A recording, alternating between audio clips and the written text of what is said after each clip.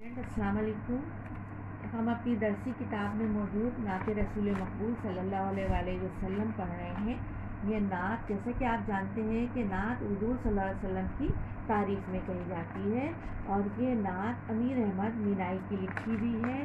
امیر احمد مینائی کا تعلق لکھنؤ کے ایک ادبی گھرانے سے تھا۔ آپ کا شمار برصغیر کے بڑے علماء میں ہوتا ہے۔ آپ نے ہم نعت، قصیدہ، مثنوی اور غزلیں بھی لکھی، لیکن آپ کی شہرت کی اصل وجہ نعت ہی ہے۔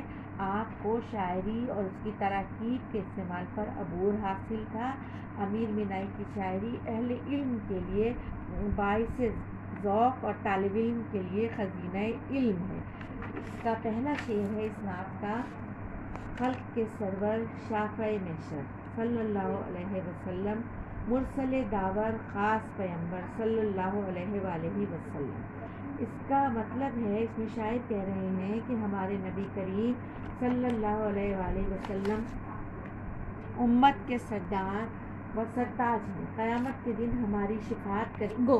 اس نعت کا پہلا شعر ہے: خلق کے سرور شافع محشر صلی اللہ علیہ وسلم، مرسل داور خاص پیمبر صلی اللہ علیہ وآلہ وسلم۔ اس شعر میں شاعر کہہ رہے ہیں کہ ہمارے نبی کریم صلی اللہ علیہ وآلہ وسلم امت کے سردار ہیں، سرتاج ہیں، اور آپ قیامت کے دن ہماری شفاعت کریں گے۔ شافع محشر کا مطلب ہے کہ حشر کے دن ہماری شفاعت کریں گے، اور آپ انتہائی انصاف کرنے والے ہیں اور اللہ تعالیٰ کے خاص پیغمبر ہیں۔ شعر نمبر 2 ہے: نور مجسم نیر اعظم سرور عالم، مونس آدم نوح کے ہمدم خضر کے رہبر صلی اللہ علیہ وسلم۔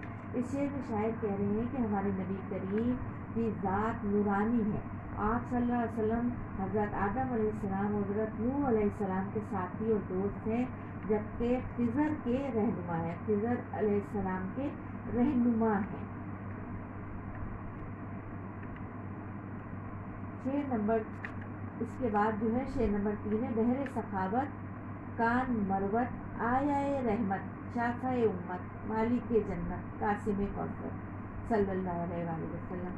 اس میں یہ کہا جا رہا ہے، بحر سخاوت کا مطلب ہے کہ آپ سخت، اتنے زیادہ سخی ہیں کہ سمندر سے تشبیہ دی جا رہی ہے کہ آپ سخاوت کا دریا ہیں، رحمت کی نشانی ہیں، اور امت کے شفیع ہیں، اور جنت کے مالک ہیں، اور آپ ہی صلی اللہ علیہ وسلم حوض کوثر پر کھڑے ہو کر امتیوں کو پانی پلائیں گے۔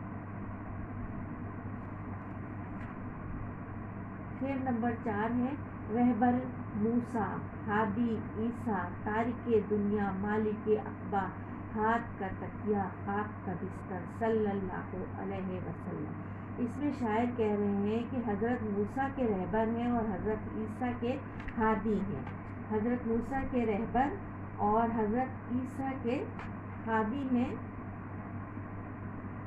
آپ صلی اللہ علیہ وسلم نے دنیا کو ترک کر دیا ہے اور مالک عقبہ یعنی آخرت کے مالک بن گئے ہیں، اور اتنا کچھ ہونے کے بعد اس قدر سادہ ہیں کہ ہاتھ کا تکیہ بنا کر سوتے ہیں اور خاک کا بستر ہوتا ہے۔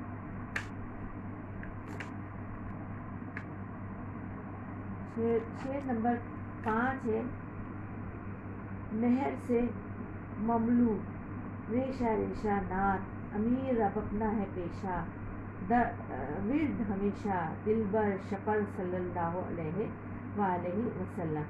مہر سے مطلب ہے کہ دوستی، رحمت، مہربانی۔ مہر سے مملو ریشہ ریشہ نعت امیر اب اپنا ہے پیشہ